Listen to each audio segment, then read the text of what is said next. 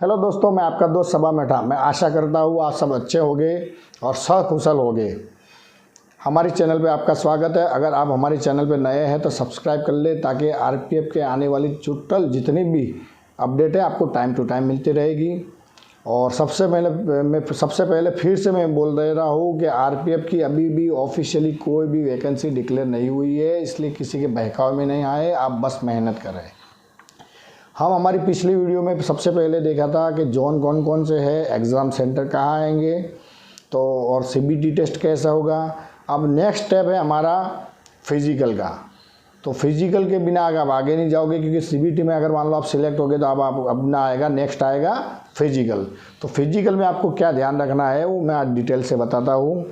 Physical में दो चीज़ ध्यान रखनी है। एक फिज़िकल मेजरमेंट, उसमें आप सिलेक्ट होने चाहिए, और एक फिज़िकल एफिशिएंसी मतलब ग्राउंड का जो टेस्ट है उसमें आप परफेक्ट सिलेक्ट होने चाहिए।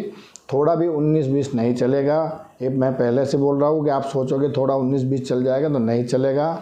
पर अब हम चलते हैं फिज़िकल मेजरमेंट में। लेकिन उससे पहले मैं एक बार एक चीज़ बताना चाहता हूँ। बहुत से बच्चे मुझे पूछ रहे हैं कि साहब उसमें ट्रांसफ़र कैसे होगा, छुट्टी कैसे मिलेगी, पेमेंट कितना मिलता है। तो ये तो सर आगे का मतलब नेक्स्ट वाला स्टेप है। सबसे पहले आप मैं आशा रखता हूँ आप सिलेक्ट हो जाए। सिलेक्ट हो जाने के बाद हर चीज़ का रास्ता निकलता है। आपको पेमेंट भी अच्छा मिलेगा, हर चीज़ मिलेगा। मेरे एक्सपीरियंस के हिसाब से मैंने अदर फोर्सेस में हर जगह कोर्स किए हैं, जाता भी हूँ ट्रेनिंग में कोई ना कोई याद देने के लिए। तो सबसे बेस्ट आरपीएफ है, क्योंकि आरपीएफ फैमिली लाइफ के साथ रहती है, फोर्स के रूल लगते हैं, फ़ायदे भी अच्छे हैं। तो आप पहले सबसे पहले सिलेक्ट होने का सोचें, फिर आगे का सब कुछ सोचना। अब हम चलते हैं फिज़िकल मेजरमेंट में। तो सबसे पहले आपको क्या चाहिए, फिज़िकल मेजरमेंट में हाइट और चेस्ट वो सिलेक्ट होने चाहिए। नहीं तो आप मान लो ग्राउंड भी कर लिया, सब कुछ डील कर लिया, लेकिन हाइट और चेस्ट में नहीं और कोई कारण से उसमें निकाल दिया तो भी प्रॉब्लम है। तो हम सबसे पहले देखेंगे हाइट और चेस्ट। आप खुद भी घर पे माप लो, कैसे भी अगर कोई जानकार है उससे थोड़ा सलाह लेके देख लो। तो क्या है, जैसे कैटेगरी दिया है तो अदर और ओबीसी में, तो हाइट में मेल और फीमेल दोनों का ये मैंने लिखा हुआ है। तो अदर और ओबीसी में 165 चाहिए मेल के लिए, और फीमेल के लिए 157। उसके बाद एससी एसटी के लिए 160 सेंटीमीटर और 152 सेंटीमीटर। ये किसके लिए, 152 फीमेल के लिए।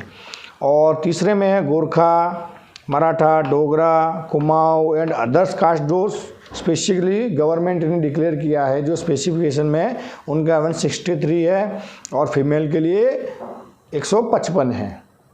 ये हो गई हाइट का। थोड़ा भी 19-20 होगा तो नहीं चलेगा, आप थोड़ा ध्यान रखना। अब है चेस्ट में। चेस्ट में बिना चेस्ट मतलब आपको बिना फुलाए हुए और फुलाने के बाद, वो आपने आर्मी या दूसरे फोर्सेस में देखे सेम चीज़ इसी में है। इसमें चेस्ट, फीमेल में चेस्ट नहीं आएगी, ये ध्यान रखना। आपको मेल का ही आएगा ओनली। तो जो अदर और ओबीसी के लिए है 80 और 85, मतलब 80 और फुलाने के बाद 85। और एससी एसटी के लिए 76.2 और 5 सेंटीमीटर फुलाने के बाद 81.2। उसके बाद ये थर्ड जो गढ़वाल और उनका है वो यूआर और उनके हिसाब से, मतलब ओबीसी और अदर के हिसाब से 80 और 80 85 है। ये आपको ध्यान रखना है, पहले चेक कर लेना है।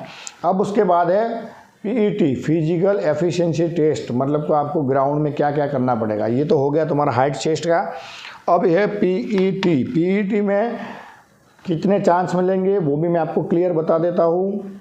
कोई गलत फहमी में मत रहना, पहले से प्रैक्टिस करना।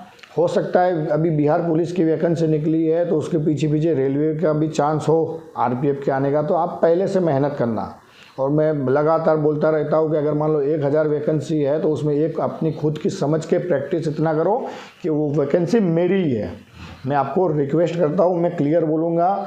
मैं ना सब्सक्राइब बढ़ाने के लिए कर रहा हूँ ना कुछ नहीं, मैं बस अपने बहुत से दोस्त जो मुझे पूछते रहते हैं उनको हेल्प हो जाए इसलिए करता हूँ, क्योंकि मैं ट्रेनिंग सेंटर से जुड़ा हुआ हूँ। तो मैं भी सोचता हूँ कि यार मेरे जैसे हर कोई भाई सिलेक्ट हो जाए। अब हम देखते हैं पीईटी। पीईटी में कैटेगरी है कांस्टेबल मेल और कांस्टेबल फीमेल। उसमें ओबीसी के ऐसा कुछ है नहीं, उसमें कोई टाइमिंग का नहीं है। अब मेल के लिए 1600 मीटर रनिंग है और वो पूरी करनी है 5 मिनट 43 सेकंड में। ध्यान रखना कितनी, 5 मिनट और 45 सेकंड मेल के लिए। और फीमेल के लिए है 800 मीटर, वो है 3 मिनट और 40 सेकंड। फीमेल के लिए कितना, 3 मिनट और 40 सेकंड। एक चीज़ ध्यान रखना, उसमें एक बार फेल हो गए तो आपको कोई भी चांस नहीं है, तो ध्यान रखो, फिर से सुन लो। 1600 मीटर मेल के लिए 5 मिनट और 45 सेकंड और फीमेल के लिए 800 मीटर है 3 मिनट और 40 सेकंड। इसमें एक बार फेल हो गए तो चांस नहीं मिलेगा, ये ध्यान रखना। उसी हिसाब से मेहनत करें। मैं आपको रिक्वेस्ट करता हूँ, आप फिजिकल की भी मेहनत करें, ऐसा नहीं कि खाली मतलब सीबीटी फिजिकल का भी मेहनत साथ में करें। उसके बाद है लॉन्ग जंप। मेल के लिए लॉन्ग जंप 14 फीट है और हाई जंप है 4 फीट। याद रखो क्या है, लॉन्ग जंप 14 फीट और हाई जंप है 4 फीट। फीमेल के लिए है लॉन्ग जंप 9 फीट और हाई जंप 3 फीट। एक चीज़ ध्यान रखना कि इंसान, कोई भी इंसान अपनी हाइट की जितना तो आराम से वो लॉन्ग जंप कर सकता है। क्या कर सकता है, अपनी जितनी हाइट है उतना लॉन्ग जंप वो खड़े खड़े कर सकता है। तो आपको थोड़ी ही प्रैक्टिस करनी है, इतनी ज़्यादा भी नहीं करनी है। आप 10 दिन 15 दिन 20 दिन कंटिन्यू प्रैक्टिस करोगे तो ये 2 चीज़ तो हो जाएगी। हाँ, उसमें सेकंड चांस का दिया गया है, इसमें सेकंड चांस आपको मिलेगा, इसमें सेकंड चांस मिलेगा आपको दोनों में, इसमें भी 2 सेकंड चांस मिलेगा। तो ये आपको ध्यान रखना है। आपको रनिंग में एक भी चांस नहीं मिलेगा जो फर्स्ट बार कर दिया, लेकिन इसमें आपको सेकंड चांस मिलेगा। तो आपको समझ आ गया होगा। सीबीटी के साथ साथ फिजिकल में भी फुल प्रैक्टिस करते रहे। ऐसा नहीं हो कि सीबीटी में आप पास हो जाओ और फिजिकल में आप मतलब ग्राउंड का एक चक्कर भी नहीं लगा पाओ। मैं आपको रिक्वेस्ट इसलिए कर रहा हूँ कि मैं भी सोच रहा हूँ कि मेरे की तरह आप भी वर्दी पहन के बैठे और कोई भी आपको देख के गर्व महसूस करे कि नहीं यार, ये भी कोई पुलिस वाला बंदा है।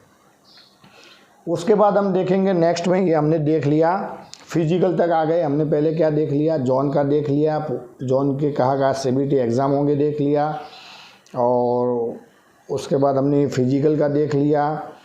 और हम इसके नेक्स्ट वीडियो में देखेंगे एज रिलेक्शन का, कि भाई कितनी कितनी एज का रिलेक्शन दिया गया है उसमें। और बहुत से बच्चे मुझे क्वेश्चन बोल रहे हैं, पूछ रहे हैं, बोला साहब कोरोना टाइम चला गया था तो हमको मतलब कोरोना का फ़ायदा मिलना चाहिए। तो यार वो सरकार पे है, वो हम नहीं बोल सकते हैं वो फ़ायदा देगा कि नहीं देगा, वो अब जब वैकेंसी निकले तब पता चले। अब हम नेक्स्ट वीडियो में उसके बाद देखेंगे एज रिलैक्सेशन का, और एज रिलैक्सेशन के बाद देखेंगे मेडिकल। बहुत से आदमी बच्चे बोलते हैं साहब इसका जवाब दे दो, तुरंत हमको दे दो, लेकिन मैं चाह रहा हूँ कि मैं सिस्टम टू सिस्टम चलूँ ताकि हर चीज़ आपको पता चले। मैं अगर पहले सीबीटी का बोल दूंगा डायरेक्ट, फिर सीधा फिजिकल का वो मेडिकल का बोल दूंगा तो बीच का आपको समझ में नहीं आएगा। और सीबीटी के बाद सब कुछ सिस्टम पूरा हो जाएगा, उसके बाद पोस्टिंग का बोलूँगा, क्या रूल है, कैसे ट्रांसफ़र मिलेगा, सैलरी भी बोलूँगा, सैलरी का भी बता दूँगा, लीव का, पास का, हर चीज़ बता दूँगा। जो मेरे रिलेटेड हर चीज़ मैं आपको बताऊँगा, लेकिन आपको टाइम टू टाइम मिलेगा। ऐसा नहीं कि पहले ये वीडियो लास्ट में वो वीडियो। और मैं आशा रखता हूँ कि मेरी वीडियो अच्छी लगी होगी। अगर वीडियो अच्छी लगी है तो सब्सक्राइब करना। और फिर से मैं आपको रिक्वेस्ट करता हूँ कि अभी ऑफिशियली कोई भी वैकेंसी डिक्लेयर नहीं हुई है तो किसी के बहकावे में ना आए, बस आप मेहनत करते रहें। मेहनत किया हुआ असफल कभी नहीं होगा। मैं मेरी लाइफ की स्टोरी है वो, पहले मैं ये सब्जेक्ट पूरा कर लूँ, उसके बाद एक बार कभी बैठ के लाइफ की स्टोरी बताऊंगा कि मैंने कितना स्ट्रगल किया है, कैसे सिलेक्ट हुआ है, नौकरी में आने के बाद भी क्या क्या चलता है, सब कुछ मैं आपको डिटेल से बताऊंगा। और आशा रखता हूँ वीडियो आपको अच्छी लगी होगी। वीडियो अच्छी लगी हो तो कमेंट भी कर लेना और सब्सक्राइब कर लेना और लाइक भी कर लेना। और इसी के साथ जय हिंद जय भारत। मिलते हैं फिर कभी। जय हिंद।